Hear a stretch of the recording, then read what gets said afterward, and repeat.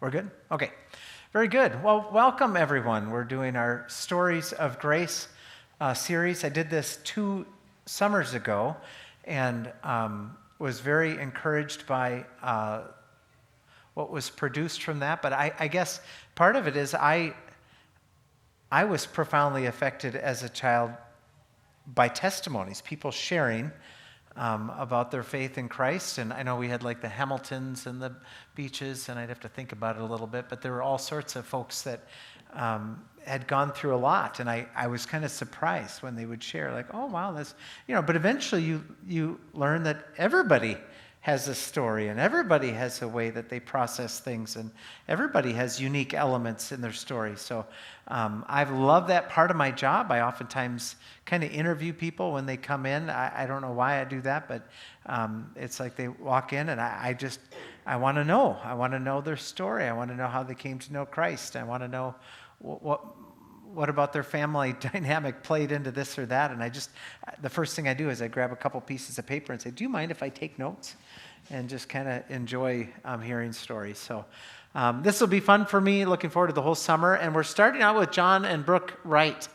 And John goes back really far. And it's kind of fun sometimes when you have somebody you know really well, but you've not really dissected their story that much. So I brought John and Brooke in, what day was that? Wednesday? Wednesday, yep. Wednesday. And you got to use the mic, John. Yeah. I'm just kidding. He's a sound guy, so I got to tease the sound guys. They're usually the ones saying, get the mic up there. But it was really fun to sit down with them and just ask questions that I've never asked John. You grow up with somebody and you're like, I've never asked you about this. Do you mind if I ask? And can I ask about that on Sunday too? So really excited about this. So let's open our time with a word of prayer, and we'll get at it. Lord, thank you for this time together. Lord, I thank you for the body of Christ. I thank you for the uniqueness of the body and how it has many members. And we're all so different, and our stories are different, and our gift set is different, and our personalities are different. And the ways that you use us, it's different. And I think it's intended to be that way for maximum effectiveness. We're meant to be a body that can do a lot and do a great variety of things and work together well as a team or as a body and accomplish more together. We are better together. And this isn't a church where there's a pastor and then everybody else. No, each one is absolutely necessary. So I thank you for John and Brooke and all that they've done in this church and the ways they've impacted all of our lives and my life in particular. And just pray you bless our time as we talk and share. So thanks again for this time. In Jesus' name, amen. All right, I'll start out kind of with John. It's kind of when you got a couple, there was a time where it wasn't John and Brooke. It was just John. And it was Brooke. And they were 2 separate ones. So we'll kind of start there. But I don't know if you know, John, maybe give a little bit of your family. Tell, without going into, when Matt Dahlman married Jill Bryant, now everybody in the church is related. Somehow that was the key one that really, without going through all the connections, give basic connections of the church. And how old were you when you started attending? Were you born in the church? Wasn't born in the church. I was born in a hospital, but yes. You're one of those guys. Yeah. But your folks were attending the church. They were. My grandparents on my mom's side were at whatever it was, First Baptist. First Baptist. And so I grew up in the church here. So. Yeah. So that's Don and Lola Greenwood. Do you guys remember way back? And then of course, here I'm telling you not to go into all the connections, but once you get into the Greenwoods, now, she was a Wagner. Lola was a Wagner. Right. So Dan and Mary. Dan and Mary. Dan is a first cousin to Joanne Wright, John's mom. And then, and same thing with Judy Kamla. Judy Kamla is your mom's Andy sister. And I are first cousins. Yeah, it gets a little ridiculous when I say share a little bit of your family, but not too much. Well, that isn't very clear, but yeah. Where's that line? Where's that line? So yeah, you go back as far as I remember. Yep. And you were here You've before known me I your was. whole life. Yep. Yes. Let me think. You were August, Yeah. September, October, November, December, January, February, March. You came here a month before I did, There you go. if I got that right. Approximately. Yeah. So one thing that's interesting about John that I haven't really talked too much about is the fact he was adopted. And he and Jamie, so Jamie, you know Jamie Sunsmo, that's John's sister. Jamie Jo Wright, she's an author. That's Jamie Sunsmo. That's John. Yeah. Anyway, all her other aliases. Yeah. But they're adopted. So would you mind sharing? I found it. I'd never heard the story. There's kind of a very simple story that you've heard of kind of how that day went. But would you mind sharing with everybody what you know of the day you were adopted? Sure.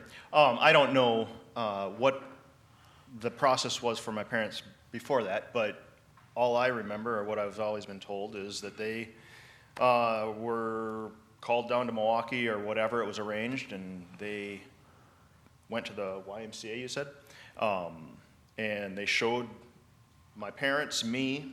I don't know if they showed them other kids and you had your pick or what, but and then they said, why don't you go have lunch and talk about it to be sure that this is what you want to do, and they took off, and they couldn't, they were looking at menus and can't read the words and stuff because they were just thinking about this. So they said, what are we doing? Why are we even doing this? They came right back and grabbed me and ran out the door. So that's what my mom always said. She felt like they were stealing me. So. Yeah. You said they didn't really mark the date so much? Like sometimes when folks, adoption really, the way people handle that has changed. Like it keeps changing. And I think even from one family to another, like some are open adoptions and you interact with the parents. But was it kind of a date that or do they retell that story a bunch or celebrate, what do they call it now, a gotcha day? I hear people, maybe you've never heard that.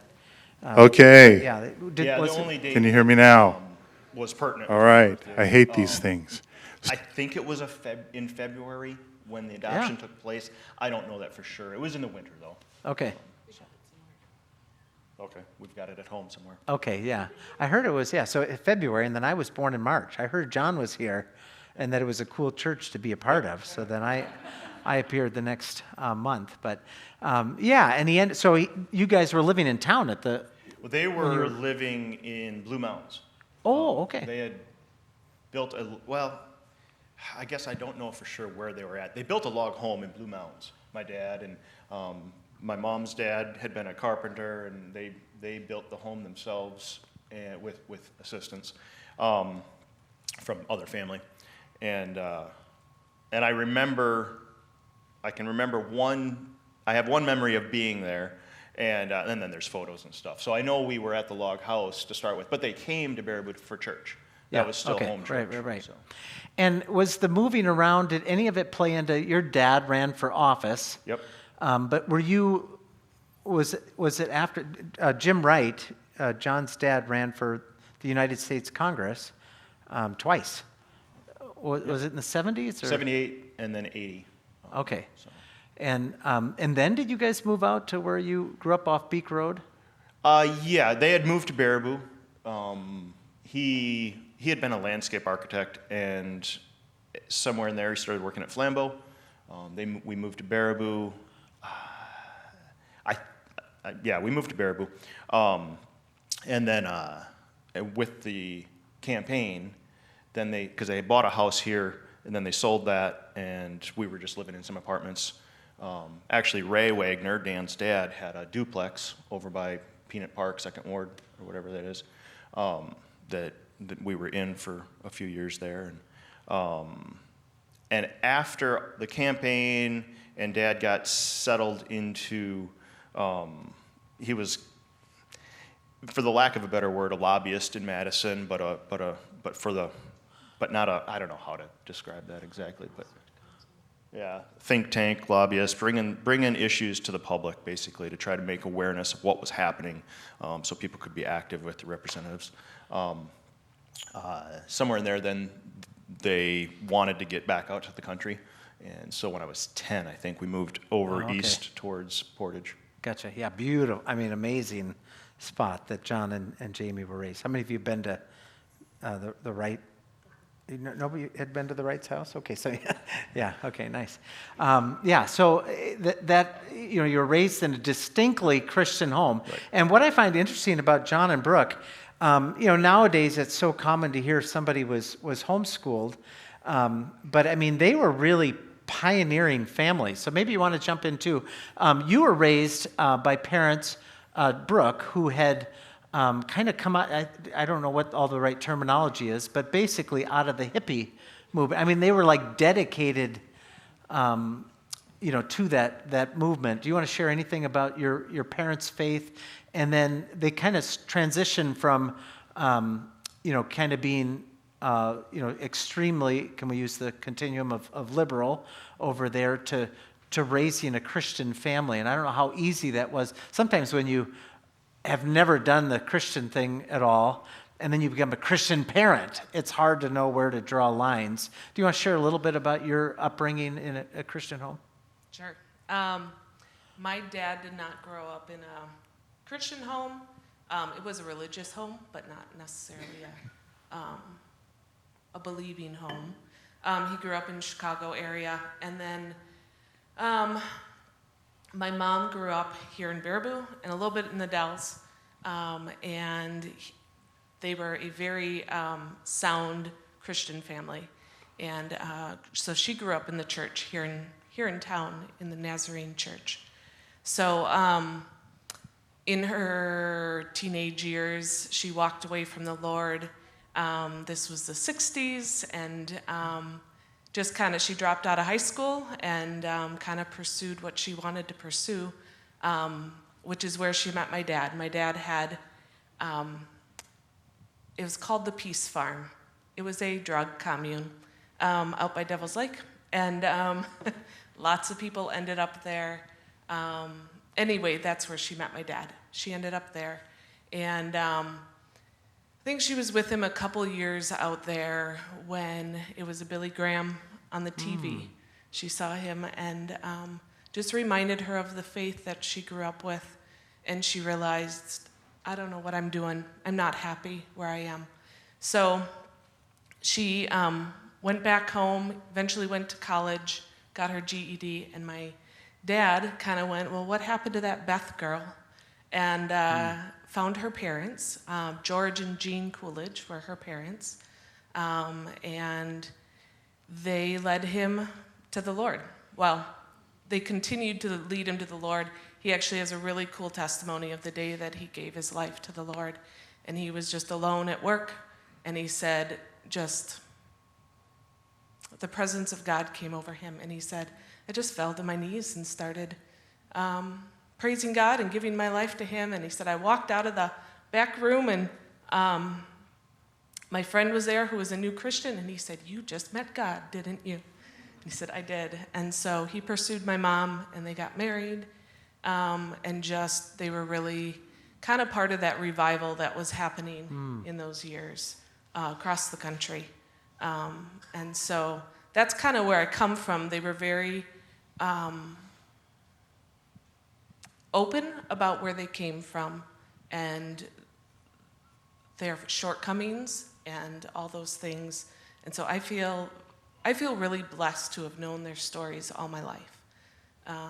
So what was the question again? Well, let me jump in and kind of interrupt my question. I'm going to get to you guys both being raised in homeschooling. Like, again, nobody was doing it. It was very odd, and almost like you were troublemakers, and John says it was even illegal. I'll let you give your comments about it in a second. But let me just jump in on your mom a second.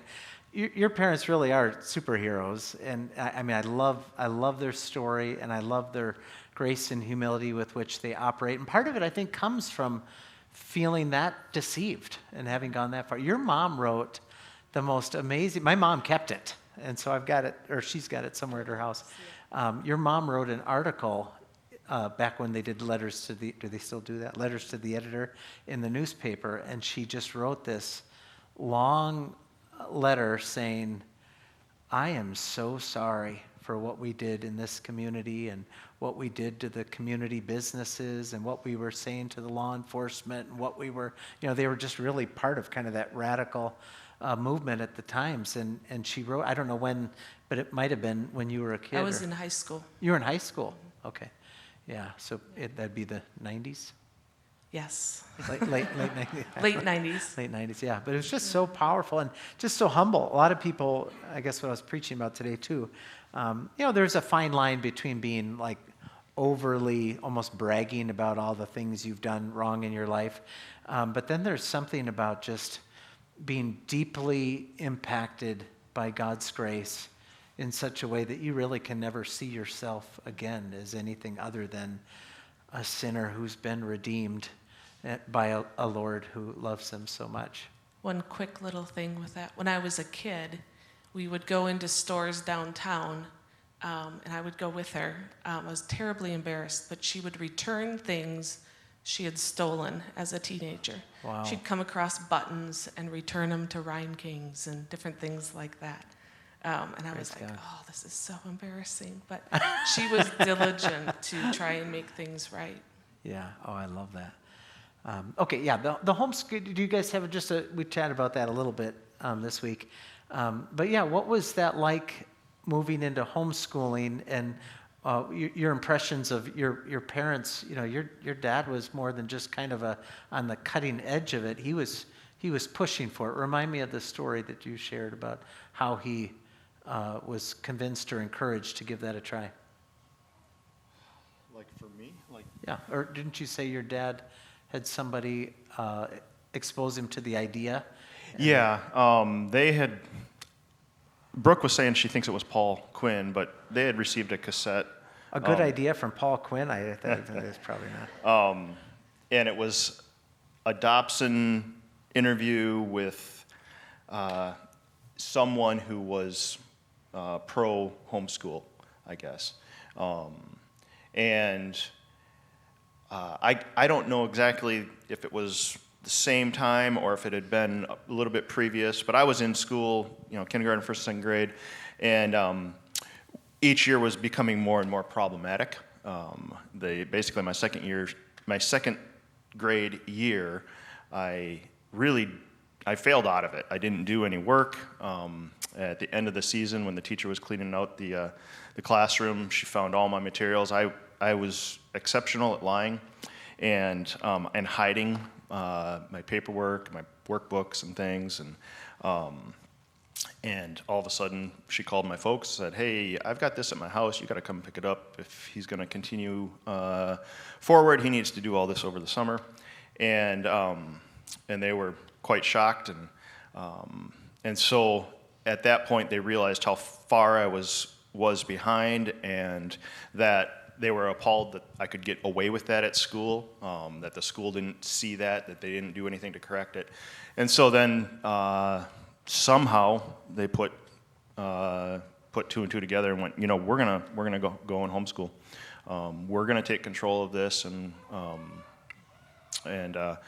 both academically, but then they wanted to have spiritual input into my life too, and seeing the direction that I was kind of already heading.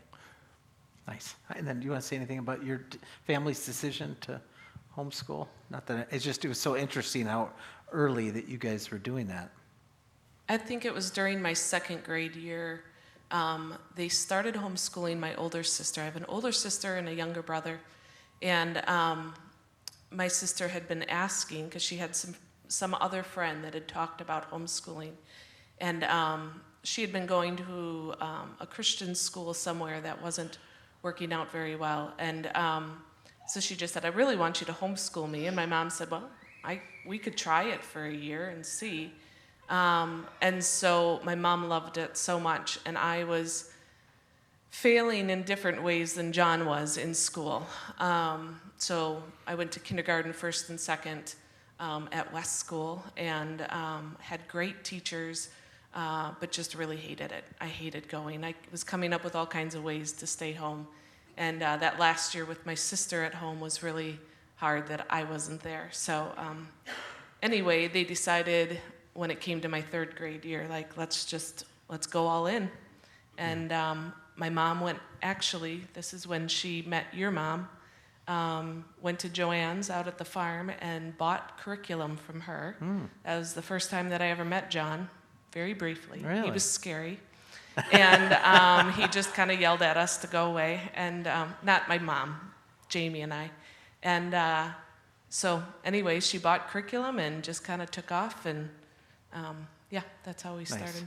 I was busy doing school, so I needed to concentrate.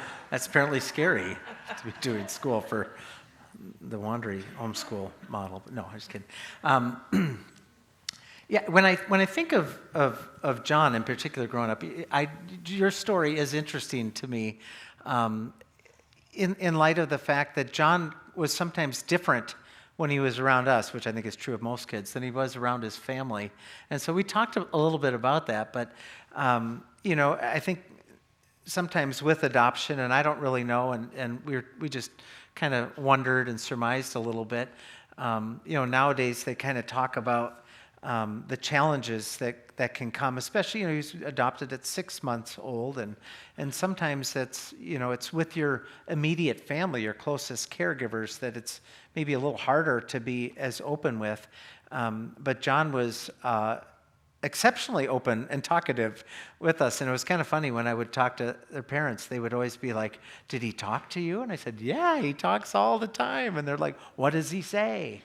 But John he was kind of known as being especially quiet growing up, and it was kind of fun to see something change in John. We'd talk and play. I always say when we would play, John was fun to play sports because he was very good at everything. But I always say he was all elbows because he was just very physical, and there wasn't a lot of grace. You were probably going to get hurt. When you want to play basketball, John, why don't you cover the other guy, not me? But especially as we got older, John spent a year in the Twin Cities, and I'm kind of skipping ahead a little bit there, foreshadowing, but John just had really deep thoughts and really wanted to think about, humanity and, general themes and psychology and how relationships work and theology just really fit with John. But I don't think, and maybe it's because his dad was, kind of the big talker of the mix. But, I don't know if you want to share anything about that side of your story. Don't give me a one-word answer right now. But, some of what you think, was part of your, you kind of being known for a very short answer, don't like to talk, but you had a lot going on. When did all the thinking start coming, and how do you think that you, were you always thinking deeply, or did that kind of come later? Psychoanalyze yourself. No, I'm just kidding. Give us a little bit on what you think was behind one word answer, John, and what we know of you now. Well, I do think that a big part of it was my family, and these ideas of grace. God knew what I needed, and not that it's different necessarily, but I feel different about it in the sense that it was obvious that He knew what I needed and provided the parents to choose me and bring me up the way they did. So that obviously is the start of it, and being homeschooled and such. I think for me the bigger thing, or the thing to bring it out more, was then getting involved in camping. And so, 7-year-old, I started going to summer camp, and then I did that for a few years, and then when I could, I started working at camp in the summertime. And back then, and still, this was Camp Forest Springs. They were leaning on maybe a bit more of the academic side of what they do, about what they do. They were doing camping, college classes at Forest Springs. So you were always around college aged students from around the world that they were doing camp leadership classes with. And so those were fairly in depth, and they were about thinking and critical thinking and things like that. And so I think I had the environment that many people sort of first get when they go to college. I had that environment from the time I was 14 on, where and the fun thing or the interesting thing I think at camp is, that age difference really didn't matter. You were working together, you were going to campfires together, and so conversation just happened, and all of a sudden you're into deep conversations and trying to think, and they're pushing you because they see themselves as a mentor, the older staff, sure, and it's a process for them to learn how to use their thinking, and then you're growing in that as well. So I think that had a very big role in developing my mind, if you will, I guess. Some of it was developmental, some of it was having environments where you had the fostered. opportunity. Right, yeah, they wanted to hear that out of you.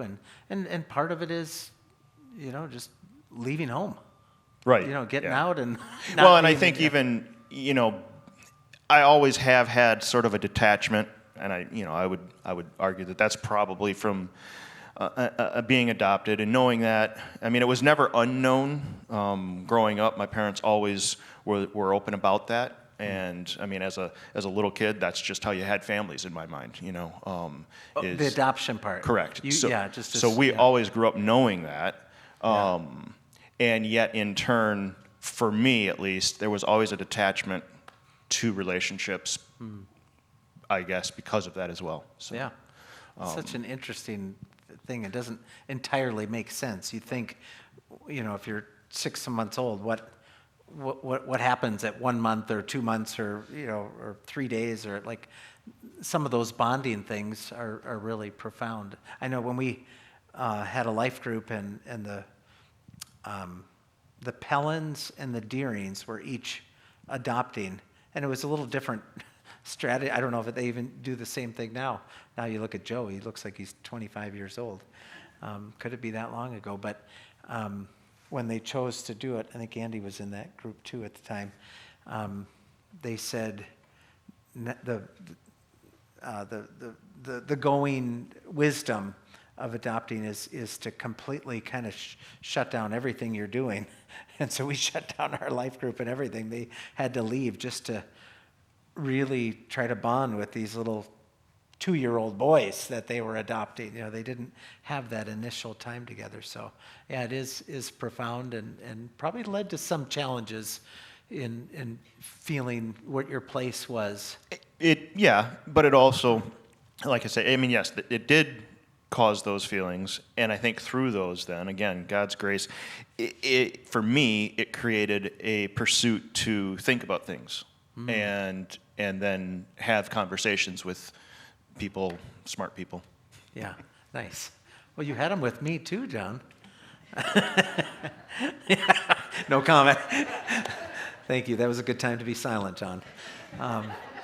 Yeah. Okay. So let's take it through. Now, you guys, we kind of launched into camp a little bit, but adolescence are, for all of us. Do you feel like? There's always kind of that adolescence really making your faith your own. But tie in first. When did you make a commitment to follow Jesus, and then kind of give us a little bit of the sense of tensions, or how you by the time you guys were young adults, you were very convinced, Christians. You didn't wait till you were 26 to come back to the Lord or anything like that. So give me when did you come to know the Lord? And then give us a little sense of how did you come to make your faith your own through the wonder of adolescence. I was 3. One night, I'm pretty sure it would have been after church, although I don't know that for sure. I don't know that it was a Sunday or a Wednesday.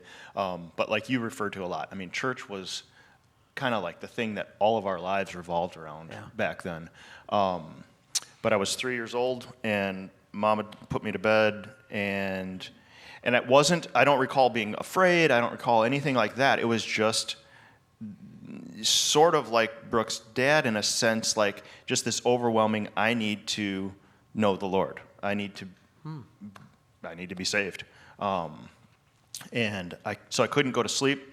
And I went and I woke my mom up then and said, "Hey, I gotta do this. This has got to happen." And so, it is very young, but that is with me. I don't have a lot of like detailed memories of life, but that's one of those, and that's always been, my anchor, I guess, if you will, nice. in my faith, because it hasn't been a steady effort in walking with the Lord. It has ebbed and flowed for sure. There's been times where definitely there was acting taking place. I mean, and even somewhat when we were in Minneapolis. I mean, I was definitely two sides of the fence there. Really? With certain people. Oh yeah. With certain people, there was a different John. Okay. So, but that was the point in time that I made a decision, and then I've come close to going, wow, is this real or not? And if I continue, Brooke brought this up when we were talking the other day, but these lines in the sand where it's like, well, either I'm going to just give that up and cross this line, or I have to make a decision to come back. Because it was, just there's 2 or 3 just like pinnacle moments where it's like step this way or step that way, just make a decision. Yeah, but you always, you call it your anchor, like right. You always knew you made that commitment. Yes. Yeah. That meant you weren't like condescending of 3-year-old me, that's ridiculous. You might have struggled in life, but you always right. felt that you had made a commitment to follow Jesus. And so then when those choices came, it was more a realization that I'm acting in a way that's unbecoming of that. Wow. And really it was more of a, you need to come back to that. You need to turn back to that versus a decision to go the other way. Yeah. It wasn't so much about choosing which way to go. It was, you got to stop. You got to change this. Nice. Praise God. How about you? I was probably 5, 6 years old. Our family went to a lot of revival services, like tent services. Yeah. This one was actually at our church. So the Nazarene Church is just down a few blocks down the street here. And so it was there, and we had some sort of kids thing downstairs where I just felt like I needed to pray that prayer. Again, I don't feel like there was a fear out of that, but just like, oh, this is what growing up is, to make a commitment to the Lord. So that would be when I prayed the prayer. I felt nothing felt different in our family because that's just how we lived. We lived for the Lord. Everything surrounded around church and activities and all that stuff. And so I loved the Lord as much as I could understand at that time. The Nazarene Church also does a lot of stuff like statewide with the district. And so we always had camps, and I'd go to kids camp from fourth grade on, I think, and then went into like teen camp. And so you saw the same people every year, and you met at some camp somewhere. I don't even know. So I think I was 11. It might have been the first year I was at the teen camp that there was like, no, this is your faith that you have to walk out, not just live out your family life. And so there was a decision at that point, like, yeah, this has to be my choice. I have to grow in the Lord. These different things that I needed to claim my faith. And so that would be a time in my life that I really feel like my thinking changed about it. And when I came home, I told my parents, I need to be baptized. I've made this decision, and that's the next step, is to be baptized. And so got baptized that summer, and I would say that's the start of everything. Yeah. Nice. And then John, we'll start up again and lead into. I anticipated that, but adolescence, that tension of, and ultimately you're going to get out of here, and we kind of anticipated that too. But give a little sense of. I knew you were homeschooled. very athletic back then, very little opportunities to do anything with that. Thoughts of public school, maybe making a big move. And then finally, you deserted, us, John Dominguez. We were all, and then all of a sudden, John was leaving a year early. And so give a little bit of the storyline, but also what was going on in you. You said you had different moments, but key in on that season where you were kind of at a real interesting spot. And then where did you go from here?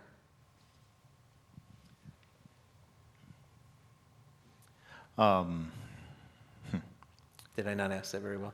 Yeah, like No, you were the tension of do I go to public school? Okay, yeah, there we go. I was tracking with you, and then I lost where I was to start Then I went with. off on three other things, and you forgot the first. Yeah.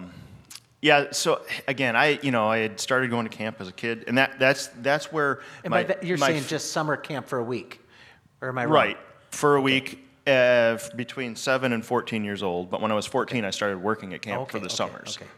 So I had already deserted you at 14. For the summers. Yeah.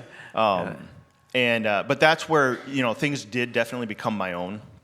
And so then part of the tension while I was here was I'm not able to, in a way, not able to live on my own, live it out on my own. I'm again subject to my parents and subject to the rules and stuff of church and this and that, and camp being what it is, there's a lot more just kind of organic, natural, just flow. I don't know, and so. For me, through high school, it was definitely a tension being back here and being under my parents' roof at that time, and just because I had already tasted some freedom and really enjoyed it because I was growing so much in that, and so that's some of those tensions. Did you almost go to Portage, or that was just? Oh yeah, that's right. Yeah, my folks did give me the option at high school. And we lived in Columbia County, so it wasn't an option to come to Baraboo. If I was possible to come to Baraboo for high school, then I probably would have, just because, again, you were there, John, Tom, and the four of us through grade school, junior high. I mean, in junior high, I don't know that there was hardly a weekend that we weren't somewhere together. Mm-hmm. And so going into high school, that would have been very appealing. My mom and dad gave me the option. They made me go over to Portage to pursue getting materials and things like that to see what it would take to get enrolled from being a homeschooler. And so I did that and kind of looked at it and went, you know what, this is not going to be a good decision. Some of it is because it would take work, and some of it was I know myself well enough to know that in a foreign environment where I'm not aware of who is who, I could have great hopes or great dreams that I'd be something, but I'd probably succumb to the lowest common denominator, knowing myself, and I just had a natural bent towards kind of that bottom-fed life, if you will, in those situations. And so I went, nope, that's gonna rule my life. I have this. I can keep going through homeschool, but I have camp then. And that was my goal. Once I started working at camp, even as a 14-year-old or so, I was like, that's where I want to be. That's where I want to spend my time, pursue that for my career. And so it was a bit more of a long-term decision to not go to public school and to stay in homeschool, because that was setting me up for where I wanted to head in the long run. So you did before your senior year. I did my junior, senior year together, basically, yep. And graduated a year early.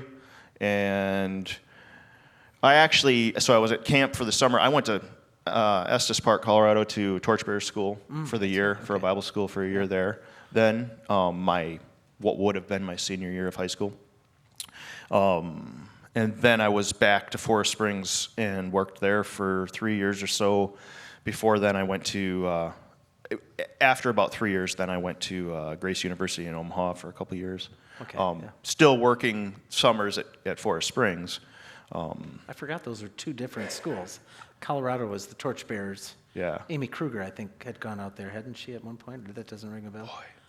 Yeah, she's older than us. But I'm pretty sure, I want to say one of the Sweeneys, Oh, okay. Pat Sweeney's kids had Tammy? gone out. Maybe Tammy? I think Okay. Tammy might have. Interesting, yeah. That might have been how we connected with it. Okay. Between the Sweeneys, Mike and Linda Sweeney, I know, brought that to my mom and dad's knowledge and stuff. So I think your story, I mean, the idea of Christian camping, it can be used as a little salt and pepper, but it was really a big part of your story, and having a place you could go just to leave, and not be here. I mean, I think I did a little bit, of camp, but for you, it was a huge part of your, Right. and honestly, they always tell me, get your kids up to camp in the summer, if you got kids that want to come. And then they say, we have scholarships. Yep. It just, like, you don't even need them. Yep. They want people to apply, and they get scholarships. I don't know, that's what Camp 4 Springs, you say, Pastor Dave would say, there are no, I'm talking about Camp 4 Springs. Just kidding. I don't know. He's going like this. I don't know what that means. But sometimes that just leaving and going, and if you're you don't want to just send your rebellious kid to camp. But sometimes there's for me, it was at Christian college. Yeah. And sometimes it's like, for my son, it's been good being at a secular school where for the first time he's not in the Christian bubble, and he's hearing things in class and everybody else, and he's going, who am I? And I'm siding with Christ. And that's been a really profound thing to do that. And there's different ways, but I just think for some people, knowing that that's an option to send them if they're just really struggling at home, and you get Well, with... I'll tie it back to expeditions then, in the sense that this was before you had Sherpa, before you had gap year, college gap year programs and such. But that's all it was, You used it basically. that way, I was able to do a Sherpa program mostly for all through high school. Every year I was there. Because I was homeschooled, I was there Memorial Day to Labor Day. So that's the start of their staff training to the end of the summer. And you get, I don't know, because I'd even be there before Memorial Day, but you get to see a little bit more of the behind the scenes because camp hasn't ramped up quite yet. And you see the shutdown or the phase into this out to red or whatnot. And then, I had multiple gap years after high school, in college, basically. Yeah. And I would argue that, I mean, it's not any different than college in a way. It's just a different learning style per se. But that physical hands-on, you're not just academically learning these things, you're applying them professionally each day, if you will. And you got all these adults around you that are just very intentional in trying to disciple and mentor. Okay, Brooke, would you take over and take through your, you're 5 years younger. 6 years younger than John. So take us through your, the end of your adolescence, and then how this whole thing comes about. How did you meet John? That's what I mean.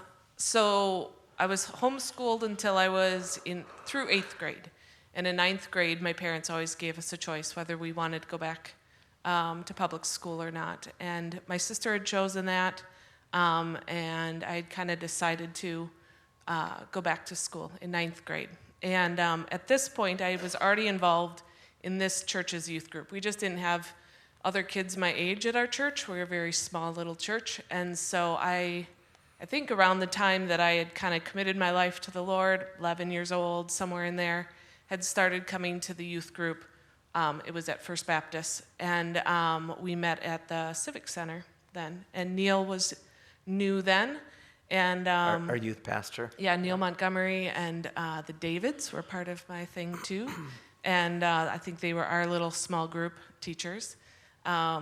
Anyway, I loved it. I just loved, especially being homeschooled, that chance to get out and get involved in the youth group was huge.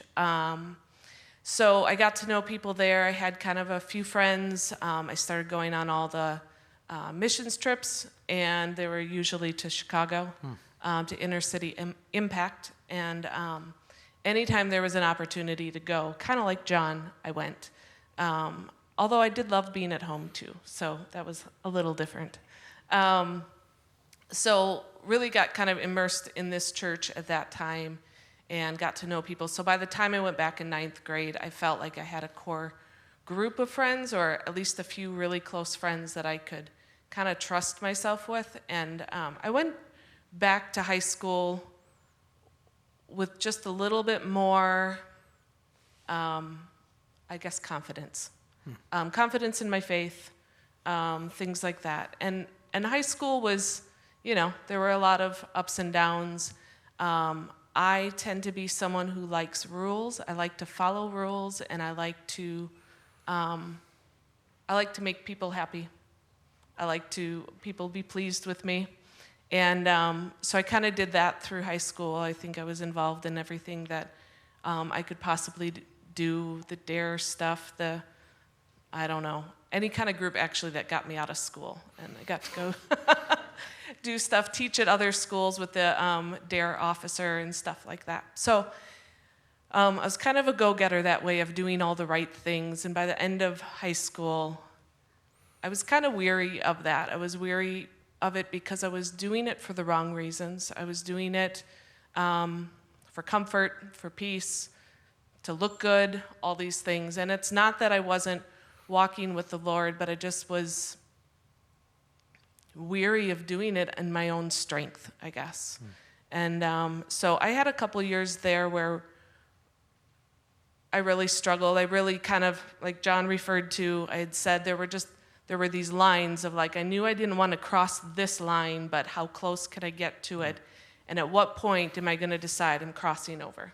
And then who knows what happened. I'd also watched other people in our family cross over those lines, and I didn't like what I saw. I didn't like the consequences of that. And so somewhere in there, I'd run into John a couple times up at Camp Forest Springs when we were there for winter retreats. And he was interesting, but he was old. And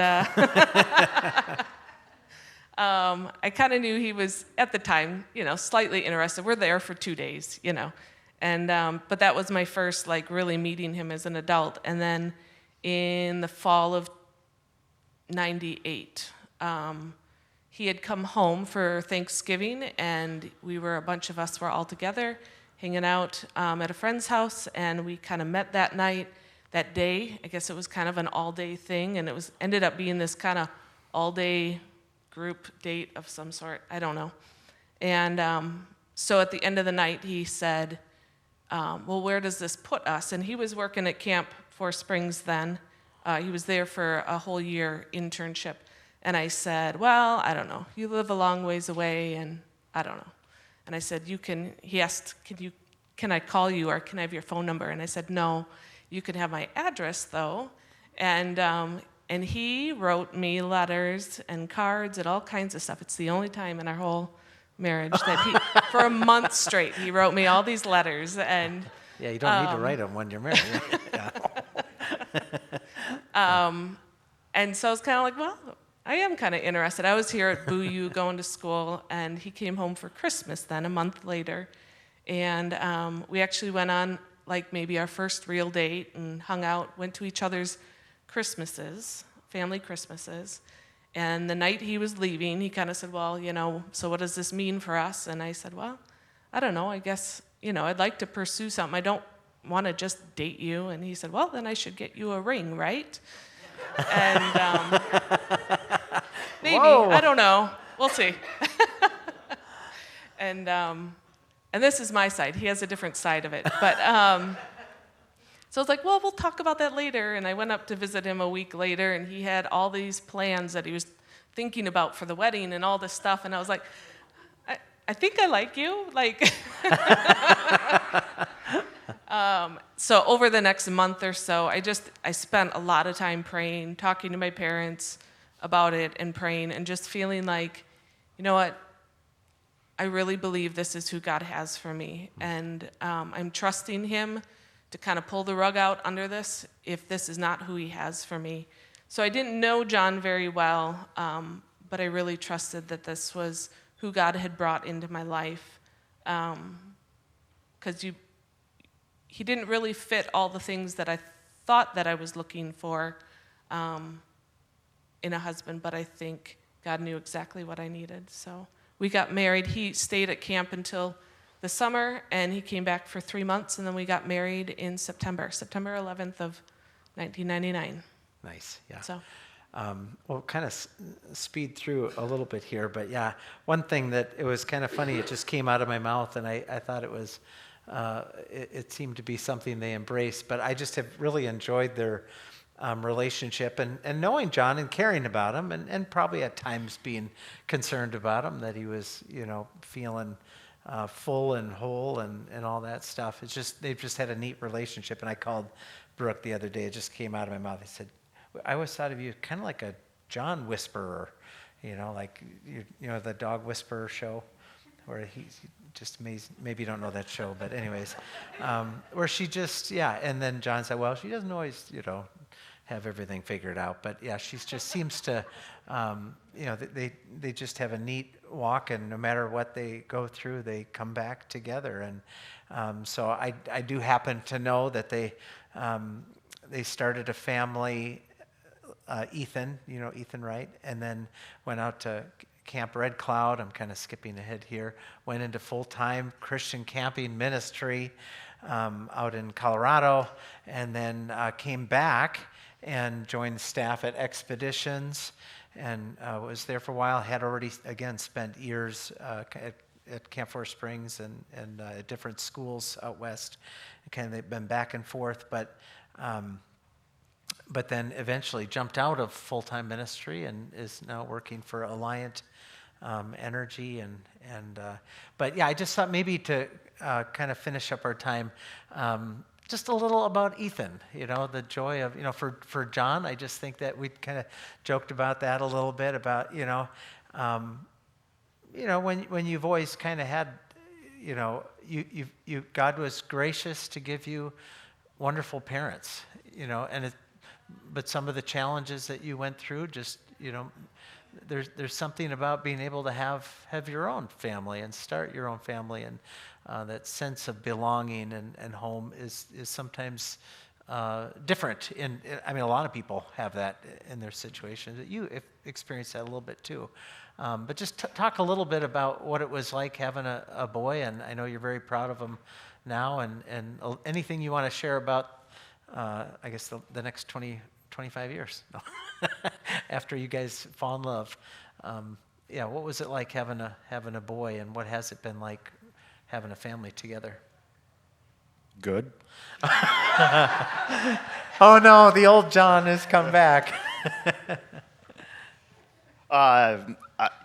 It's the only thing I got that I know. So I mean, it was good. I was glad to have a son. That was, I don't know, just because I could bring him into all the things that I enjoyed, or at least I was hoping I could. Yeah. And it turned out that generally the case.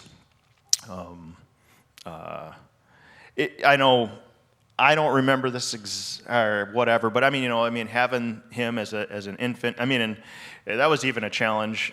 He had cord wrapped around him twice, around his neck. He was really great. It took like an hour to stabilize him when he was born, and then it took another 2 hours to stabilize her as well. Wow. And so that was all a challenge. But I guess I maybe made a comment or something, but like that's the first time I'm touching flesh and blood, and so it's just kind of a unique thing for me, for sure, to go. I know nothing else in like an actual bloodline lineage, but that's the start of it in a way. Yeah.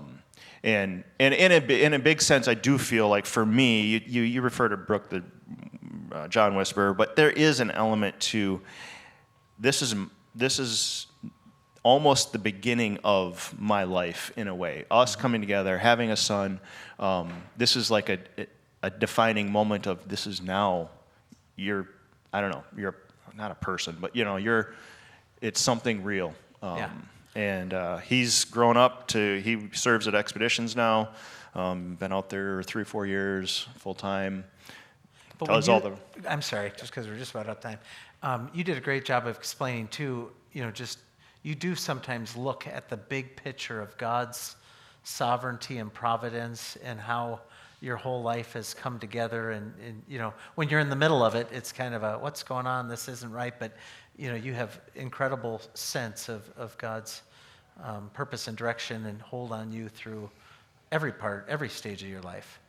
For sure. Yeah, there's not a chance that I would be here if it wasn't his direction. I mean, we can all say that that's God, he's in control, blah, blah, blah.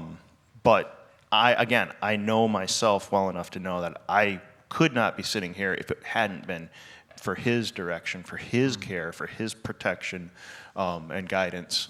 Every part of the story. Right, the whole way through. The hard stuff, And I don't think it's gotten easier as we get older. I think in some ways the contrast between his maturing us and us becoming restored to what he intended us to be creates a harder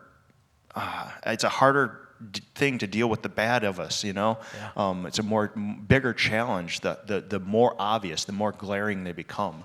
I think I love Paul's writing because I feel like in all of his good words, you kind of see his heart, and he wrestled, I feel like, his whole life with who he was, who he had been, and what God said he was. And I love that so much because I've done that all my life. I still do that. I wrestle with the natural man, the old man, and yet I know what God has said I am. You said something about the challenges don't necessarily get easier, and I was kind of thinking, wow, I was thinking maybe it would be the other way around, but I like the way you look at that. But you're different. The challenges might not get easier, but your sense of confidence and hope in what God is going to do has been confirmed because you've been just through too many steps along. Yeah, he's revealed himself the whole way. Yeah. And so there's the easy part is actually in some ways trusting what he says is true. The hard part's living by it. Yeah, nice. Is it okay if I close? I'm so sorry, Brooke. I would have you give a final word there, but I think we're out of time. So we'll close in prayer, and then I've got Tom and Pauline next week. And I've heard Tom's testimony, but I'm excited to draw out this Pauline and find out how she fits through it all. So let's pray.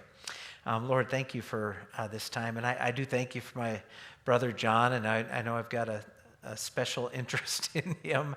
But I do remember when that Brooke started showing up too, and so grateful for that family and her sister and brother and parents and Lord, and how you've made this union such a really neat part of our church life. As missionaries, and then to have him come back and now to see all that Ethan is up to and hear his heart and hear him express himself, Lord, we're blessed to know the Wrights and to have him here. So thank you for all that you've done in all of us and all that you've done in their lives. We do trust you. We do trust you. Thank you for this family, Lord. May your blessing be over them, we pray. In Jesus' name, amen.